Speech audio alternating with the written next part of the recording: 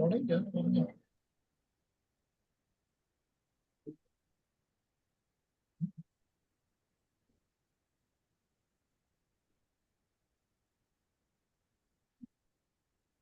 good morning. I welcome you all back to the first keynote address of ICRACM 7th edition. It gives me great pleasure to introduce and welcome Dr. Anupama James, the sessions manager for this event and an esteemed assistant professor at Chinmaya Vishwa. Thank you, Niveda. Thank you, Dr. Praveenji, for this opportunity. Hari Om, good morning. It is my great privilege to introduce today's distinguished keynote speaker, Dr. Sunitha Grandhee.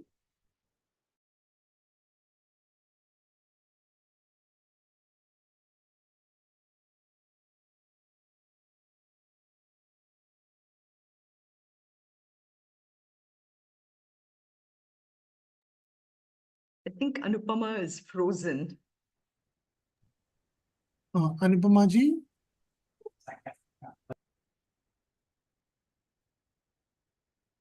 In chemistry, specializing in NEEM research, followed by a PhD in organic chemistry from IIT Chennai, and postdoctoral work at Case Western Reserve University, Cleveland, Ohio, USA, in the fields of organic synthesis, diabetes, and aging research. With an impressive 28-year career at BASF, BASF is the world's largest chemical company, and Exatech, she has held senior global roles in research, technical marketing, and new business development. Dr. Grandhee's leadership extends to managing global teams, identifying the long-term market opportunities, and advancing innovation. Her work has resulted in numerous research publications and patents, and she is frequently invited to share her insights as a guest speaker at international conferences. Notably, Dr. Grandhee is an also educator, having taught organic chemistry as an adjunct professor at the University of Detroit. And she holds a Six Sigma Black Belt certification. It's a testament to her commitment to excellence. In 2019, Dr. Grandhee and her husband completed a 2-year Vedanta course at Sandeepani Sadhanalaya, Mumbai, further reflecting her multidimensional pursuits. Since joining Chinmaya Vidyapeeth, she has played a pivotal role in organizing landmark conferences such as the International Conference on Hybrid Learning, National Conference on Indian Knowledge Systems for Youth, and she is deeply engaged in research and publication efforts centered to Indian Knowledge Systems, IKS, that's the heart of our university. And beyond her professional life, Dr. Grandhee is a talented Carnatic musician, a skilled at playing bansuri, and mentor to many students in this art form. And she and her husband share a love for nature, often exploring great outdoors through camping, hiking, and visits to national parks. Today, Dr. Grandhee will enlighten us on an exciting and innovative topic, the role of Indian Knowledge Systems, IKS, in the development of composite materials. And she is the most suitable person to talk about this thing. And let's extend a warm welcome to Dr. Sunitha Grandhee as she takes on the stage. Welcome, ma'am. Thank you. Thank you, Professor Anupama James, for this introduction. Good morning, good afternoon, good evening. Namaste, Hari Om. What else? I think I was looking for some Germans in the audience panel, and I would have said Wie geht's? I think Dr. Srivatsava is in Germany, right? Dr. Srivatsava? Okay. Thank you again. Let me share my screen. Or is it already shared? I don't know. No, ma'am, you have to share once again. I have to share it one more time. Okay, perfect.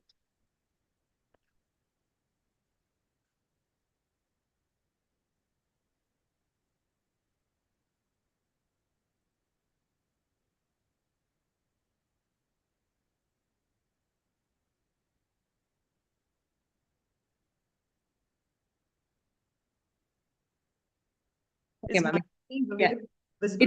It's perfect now. Okay. Perfect. Thank you.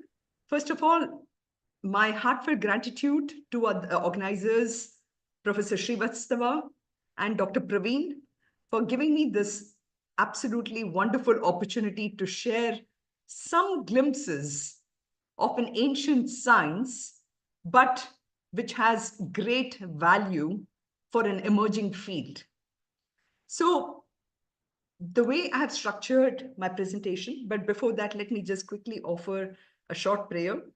Shruti Smriti Purananam Alayam Karunalayam Namami Bhagavat Pada Shankaram Loka Shankaram Samasta Jana Kalyani Niratam Karunamayam Namami Chinmayam Devam Satgurum Brahma Vidwaram.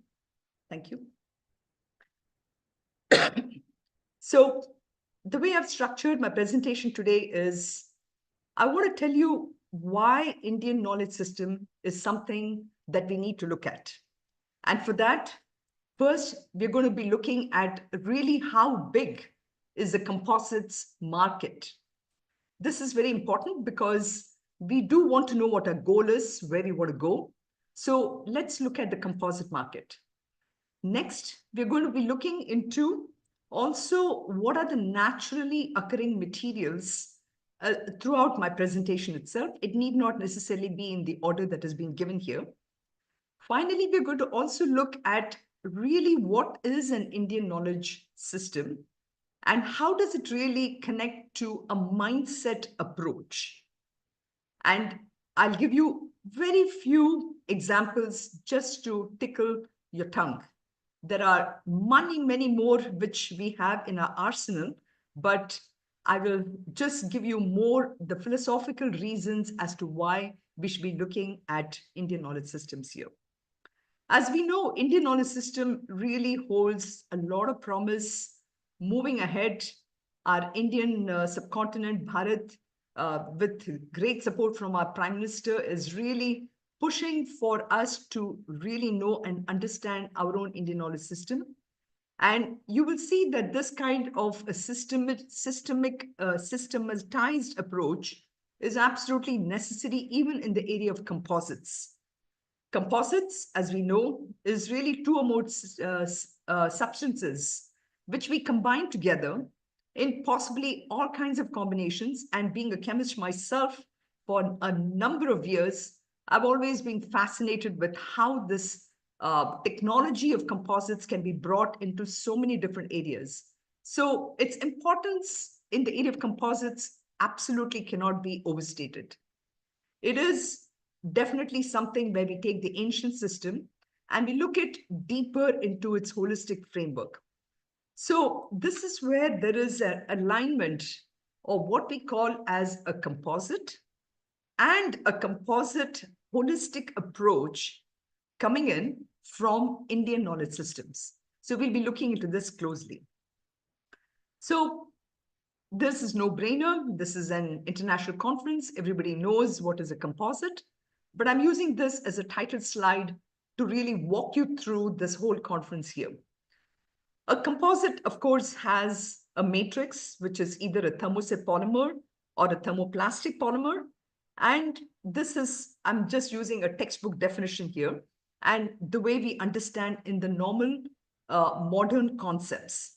So we have this matrix, which is typically a polymer, and then the fibers could potentially be both naturally occurring or unnaturally occurring. What do I mean by that? It could be synthetic, it could be glass fibers, it could be carbon fibers, it could be so many of those elements which perhaps are not necessarily as natural as the one of my slides will actually show you. Why do we do this? Why do we combine this? Well, this gives us a lot of advantages.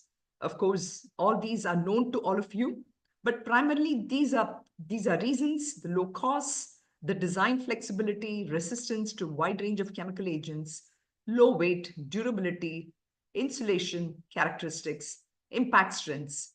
All these are really the reasons why this is finding greater and greater applications as we're looking for weight savings.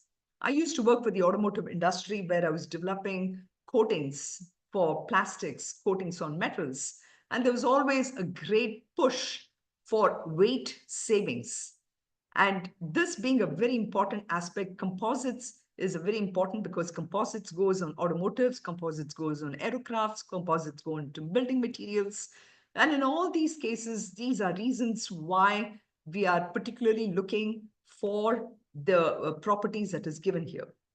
And this is exactly the reason why if you look at the internet, there are multiple galore of market reports. And I just chose this as one example of this.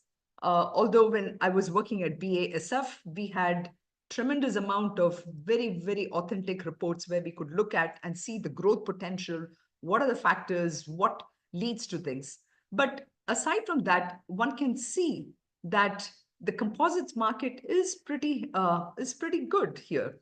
I mean, in 2021, it was about 105 billion, which in Indian rupees, it's about 10,587 crores, and it's projected to grow to about 13,000 crores, and then to about 21,000 crores over a period of about at least as a growth rate of about 8.63%. So this demand, as I mentioned earlier, is primarily coming from our roti kapda makan, right? Where am I living? How do I drive? So all these things are the automotive industry, the construction industry, the wind energy sectors, which are the reasons. Now, this being the global composites market, let's look at the natural fibers. I'm going to skip out all the other things, but if you look at the natural fibers market, there is a pretty good growth of about 7.6% is what is being touted here. And from an Indian perspective, you can see these are all the companies which are now playing in here, and there are probably a lot more. And these are very important to be kept in mind as we're moving forward to understand how this growth of the fibers is going to lead to perhaps better composites. Now, we talked about in the inauguration session on how composites could be green composites, could be nano composites. There are so many different ways in which we can actually slice and dice this composite market. Here, and just another final market report studies, what we're looking at is among the composite things, we see that Asia is definitely the place to be in terms of its growth. As you can see here, the Asian markets, specific Asia, both India and China, and perhaps even to a smaller extent, Vietnam and others, they contribute to the natural fiber market. Now, this is very important because the fibers by themselves bring in most of the properties like the impact and also the tensile strength, and perhaps even to some extent, it helps in the durability of the entire material of the composite itself.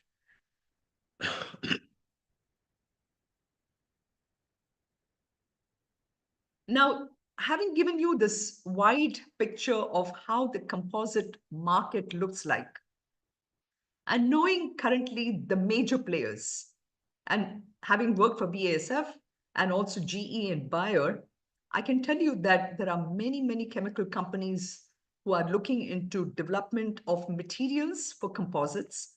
There are many composite companies worldwide which are also looking at it. And this is a very good time that we should start looking into how an Indian knowledge mindset can also help in developing even better composites, perhaps even getting to almost 100% natural composites.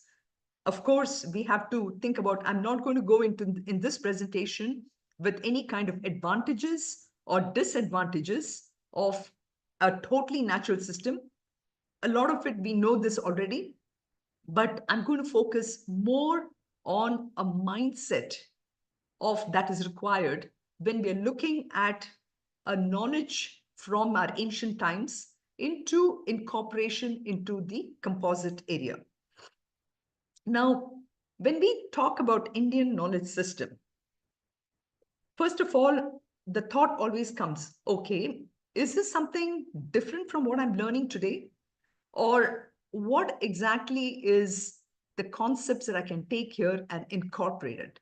So I'll just walk through with you a few slides which will give you a perception of how Indian knowledge system mindset can be used here. So let's break down just these three words, because I understand that we have a variety and a diversity of an audience here. And for the benefit of all of you, let's break this down. So when we say Indian, what do we mean? Is it just the map as it is shown in 2023, 24, or is it beyond that? So this knowledge which has emerged in this actually can be taken from anywhere from all the way from, say, Afghanistan to all the way up to Burma and all the way up to, the Himalayas to bottom Kanyakumari or even Sri Lanka for that matter. So the knowledge that has really been developed is what we would call as an Indian. And this knowledge can be not just the knowledge which exists in texts and everything, but it can be also something which is oral traditions. Now, prior to really getting into printing of books and everything, a lot of the knowledge was transmitted in an oral tradition. So that knowledge which has existed so far, that is what we call this as an Indian.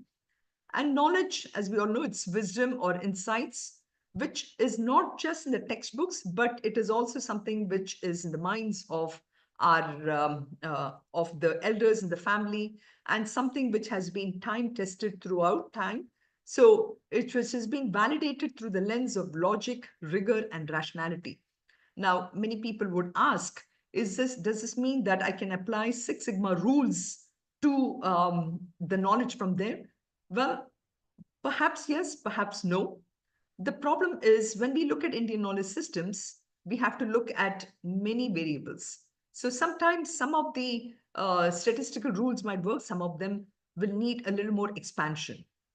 Now, what do we mean by a system? A system is where you have knowledge coming in from various streams and where you're able to put them together and use that whole system approach to solving a problem.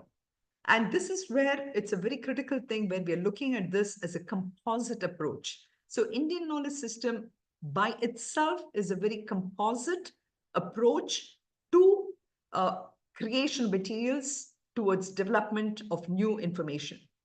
So when we think about this, I just want to give a few examples from our Shastras, which is very important to understand that when we think about knowledge, from Bhagavad Gita, there is a very beautiful quote, Nahi Jnani Sadrisham, Pavitram Iha Vidyate.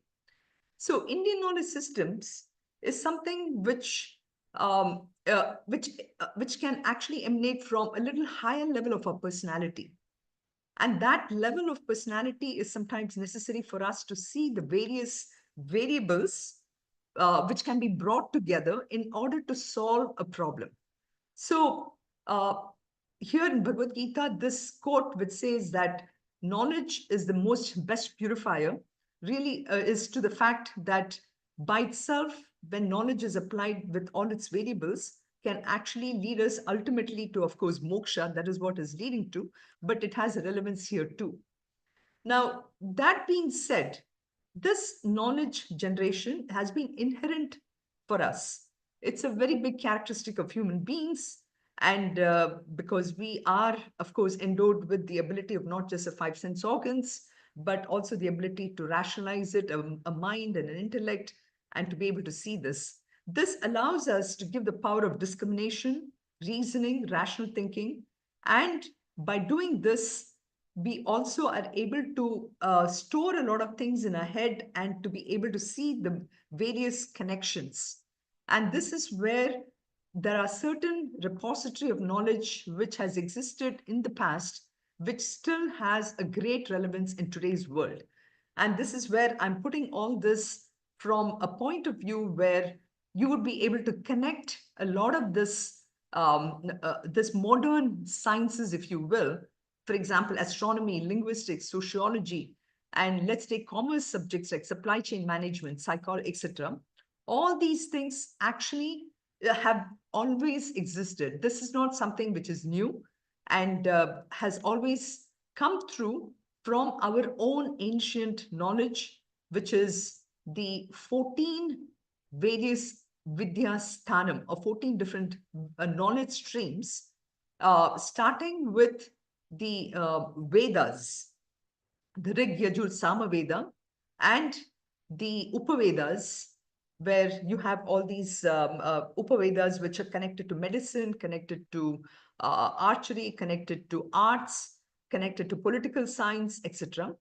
And then you have the Vedangas, phonetics, grammar, prosody, etymology, astrology, and also the various secondary texts that have come out, which is the Puranas and Dharma Shastras, etc. So all this were already there in a composite form, which is very important for us to look at, because if I have to find pure chemistry like the way it was, chemistry was always there, physics was always there, but they were in the form of a composite, which is how I'm just taking about 4 examples of a composite way in which these have been combined. So, for example, astronomy and Kalpa, for example, you can actually find mathematics very much in this. You can find mathematics in arts, in Gandharva Veda, for example. And a lot of the physics and the chemistry, all this can be found in the Atharva Veda. Botany, zoology, all this can be found in one of the Upavedas, like the Ayurveda.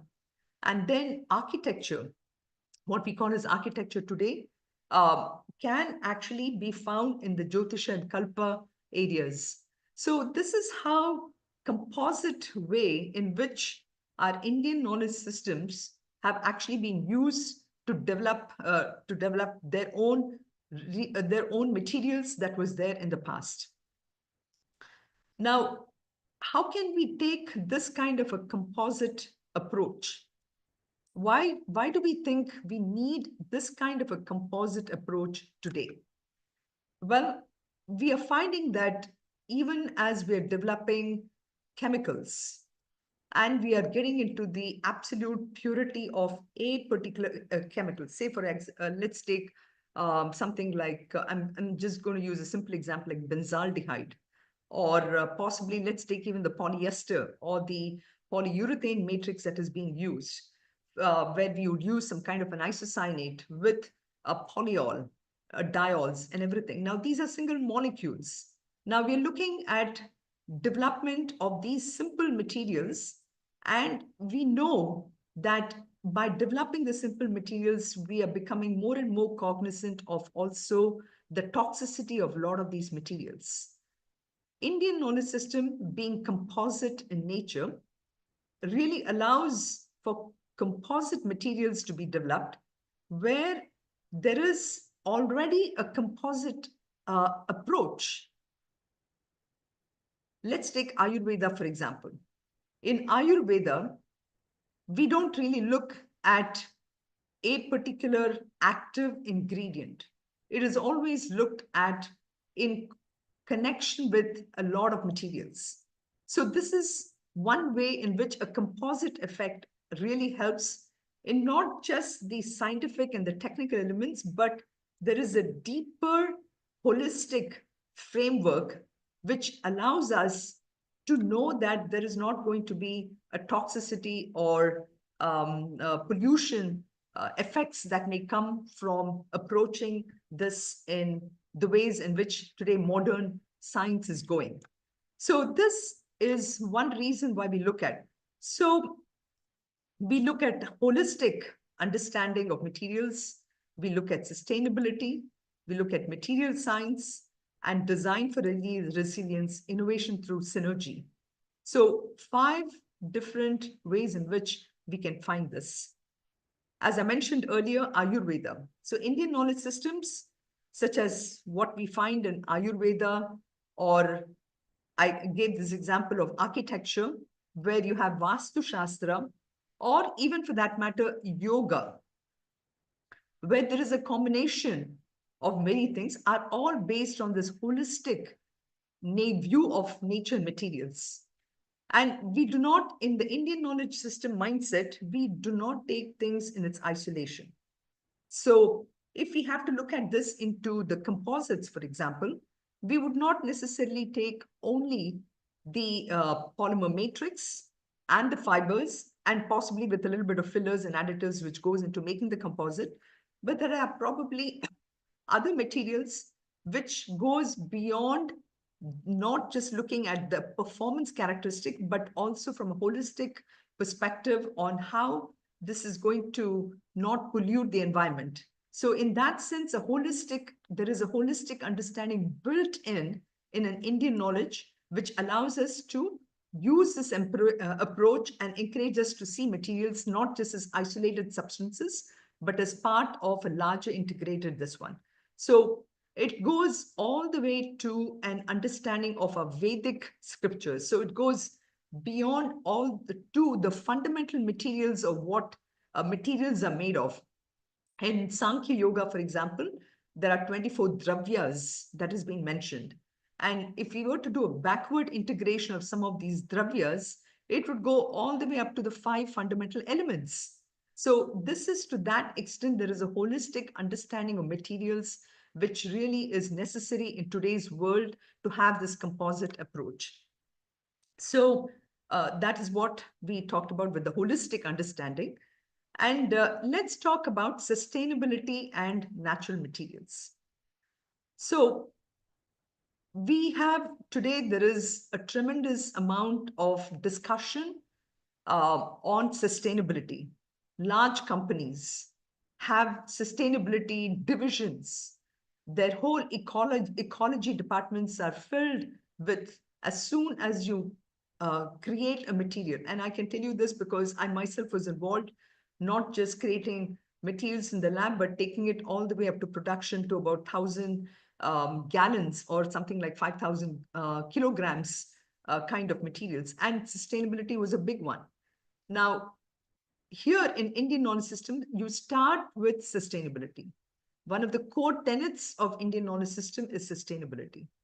And this is where we have, of course, the use of various materials, bamboo, jute, and of course, we'll see one picture on this one.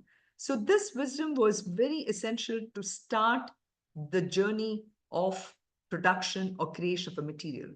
So the creation of composites like natural fibers, biodegradable resins, or sustainable we didn't have to worry about reducing the carbon footprint of manufacturing, for example. We didn't have to worry about how much of ozone depletion is happening because the materials inherently were already sustainable and natural materials. And this is very important because today's materials, we have to constantly think about a lot of things like chemical pollution, soil pollutions, water pollution, poisoning, climate change, and constantly I need to worry about how these emerging pollutants what are the byproducts. And today the byproducts is not even in the sense of a gram or something like that. We have to worry about the yield of materials. We have to worry about, but it's almost in micrograms is where today the concern is about the materials that are being produced. Whereas we know that, let's take the two. Now, I'm going to give you a couple of just simple examples here.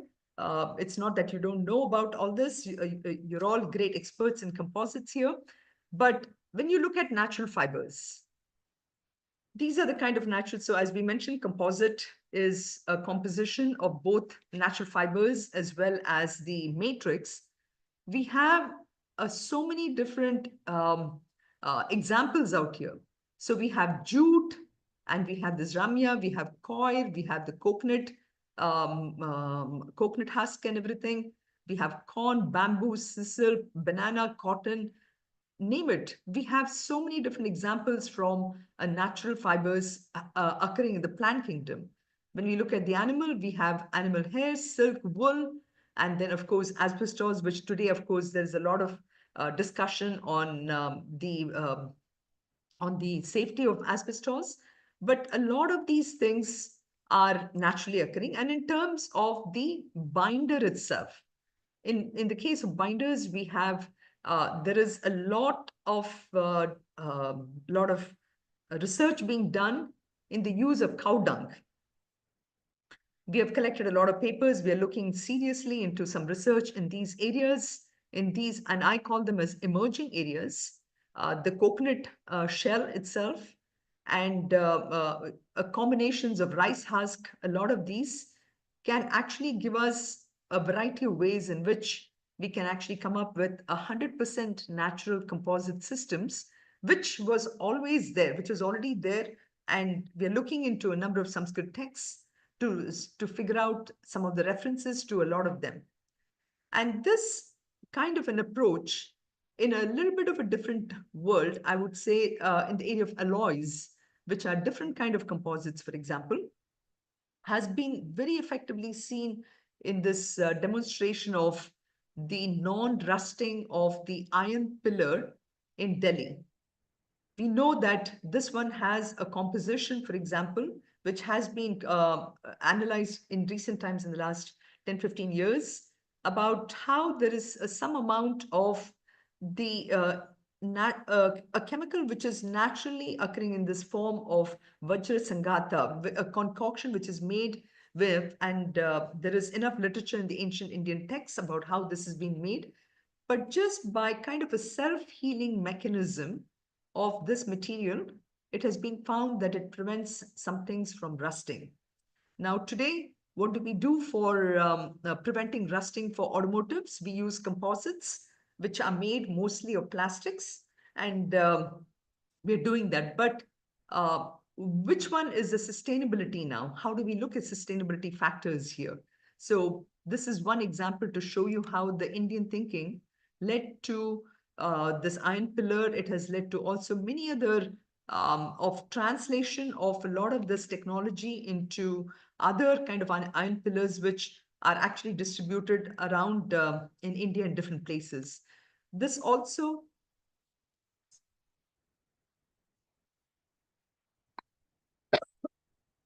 have led to other examples of this forge welded iron cannon and wood steel. Now, the reason for putting these examples are more to expand our memory, our brains to look at what is out there in some of these other kind of adjacent areas of innovation and what can we bring into our own composite literature. So I'm just throwing these examples from just so that you can understand where it's coming. Now, a lot of this thing, I'm just going to give you a short glimpse of some of the really ancient texts and practices. So there is Indian texts like Sushruta Samhita, which is actually ancient treatise on medicine. But when you look closely, there are examples which can potentially be translated into the composite literature, or even Arthashastra, Kautilya's Arthashastra. They offer many insights into material properties and how can we leverage this difference in material properties in the art of really creating sustainable materials. So many of these texts actually have implicit knowledge on how substances interact with the environment, with the human use, and they all talk about combining these materials. As I gave you this example of wood steel, for example, it's all about blending of materials in a very microscopic scale, and sometimes even just knowing the practices on how things have been brought together in an adjacent emerging field can help us understand how this can be brought in a kind of so-called modern composite field and learn from them. So just a few examples from the text. Chandogya Upanishad gives you an example of how gold, and this one was already known long time back, and how one can join gold with the help of borax, with the help of tin. These are in the Upanishads. The Shatapatha Brahmana actually talks about silk and wool and how these fibers have been used actually for clothing. But I'm sure when we look deeper, there would be some insights into some other properties that we can actually get. So texts like Rasayana Shastra, the Charaka Samhita, Sushruta Samhita, and something like even this Mayamatam, these texts actually give us in the area of architecture, where you can actually see different materials have been brought and can actually help in designing the right properties. So these things can actually be understood. Now let's look at why Indian knowledge system approach is necessary for a design perspective. Now, Indian knowledge system really emphasizes resilience. Whether it is architecture, whether it is materials or medicine, in all these things, resilience is important. What do we mean by resilience? It is the ability of this composite material to hold on the properties and not given.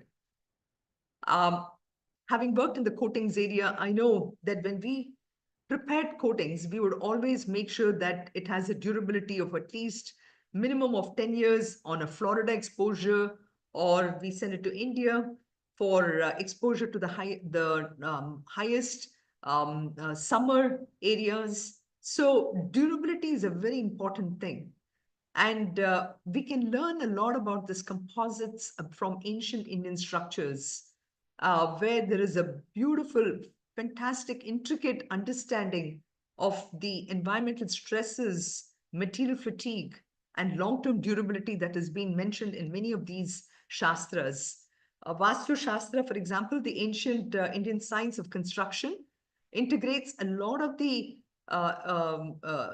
approaches from physics, geometry, material science, etc., and which we can learn a lot about resilience and durability from this. So in this creation, this would mean that we would be already inherently starting with developing materials which are strong.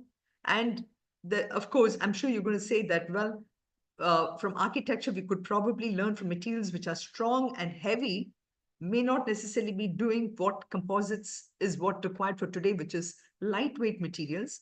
But I'm sure with a clever understanding of how the fibers work and many of this, we can actually come in with a proper design for these two.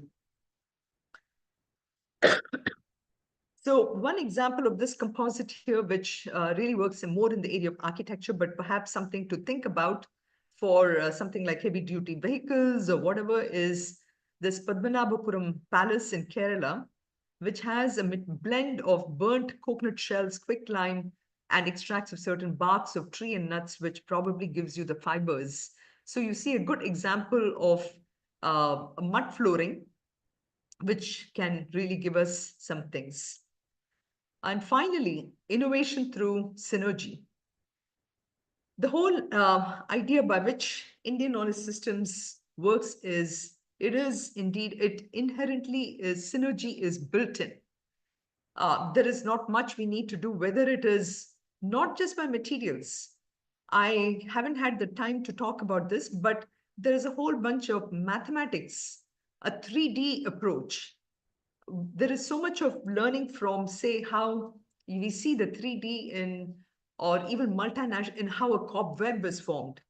So some amount of the design thinking also can bring about this innovation. So the whole idea is that the Indian knowledge system starts with a whole approach, rather than putting parts together. And that is the difference between Indian knowledge system approach versus the traditional approach. So it looks beyond simple material combinations, and it actually focuses upon a very dynamic interaction between the various systems.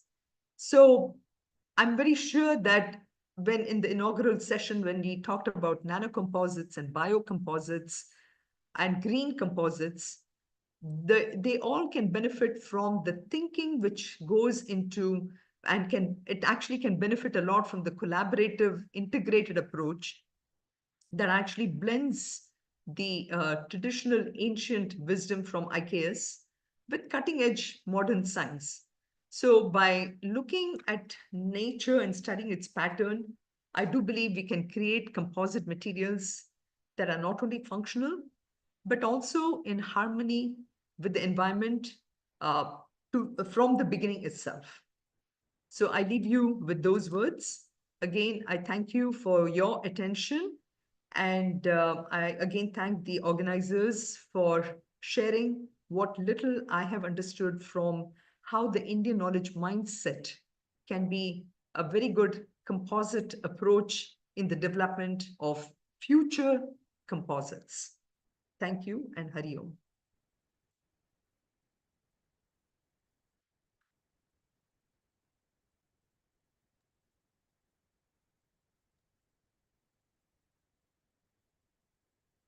Thank you, Sunitha ji, for the wonderful talk. Now this session is open for discussions.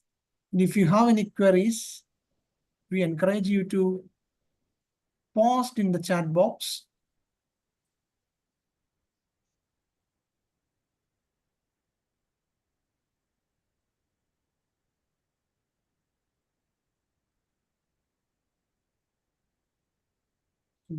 Let's see.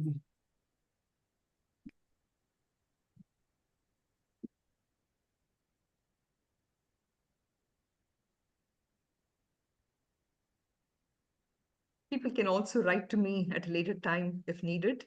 Yes.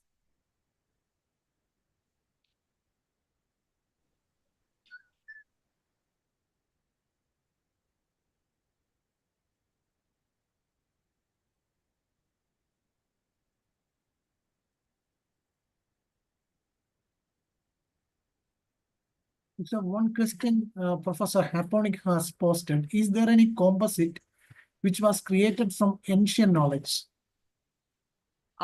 So if we look at the composites from the modern lens, it would be hard to figure out exactly in that way. And that is why I wanted to emphasize that the Indian knowledge system started with a very composite approach in the beginning. So, for example, to the question raised, I would say that Ayurveda, if you look at many of the medicines that have been developed, they all are actually, in some sense, a composite.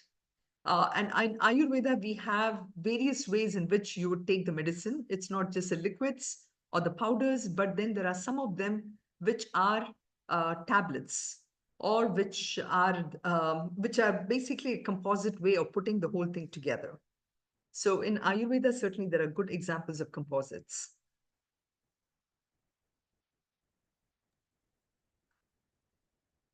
And in architecture as well, of course. Yeah, there are many examples in architecture.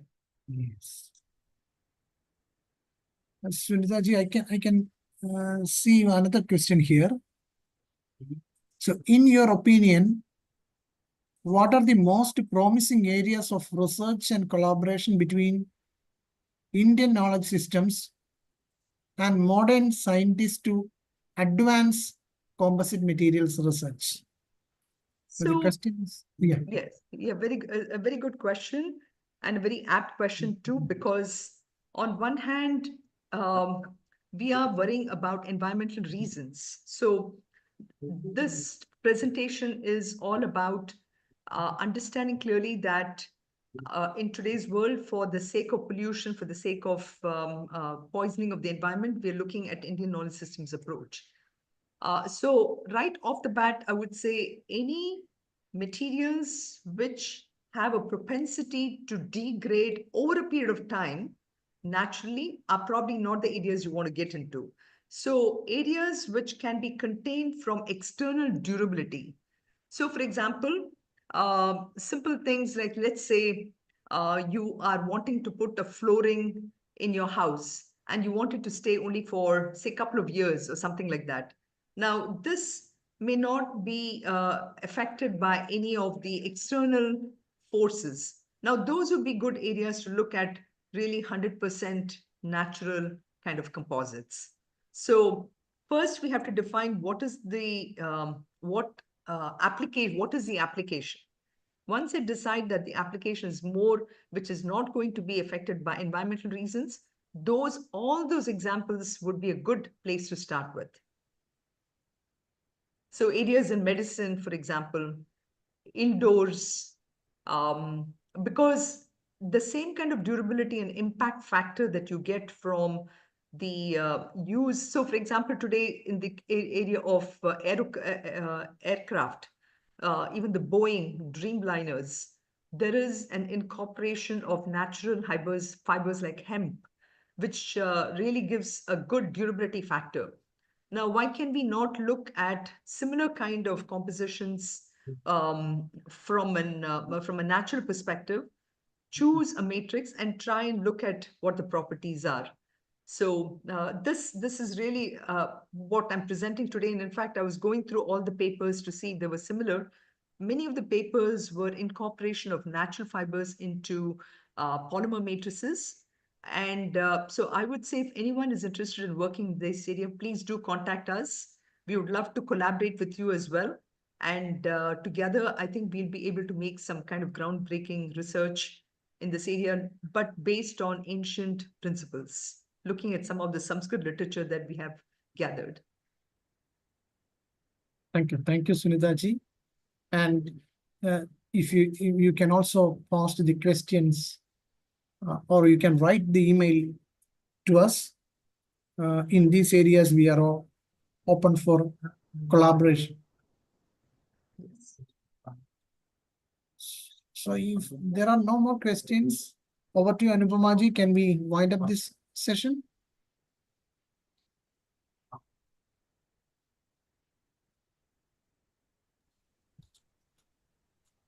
Anupama ji?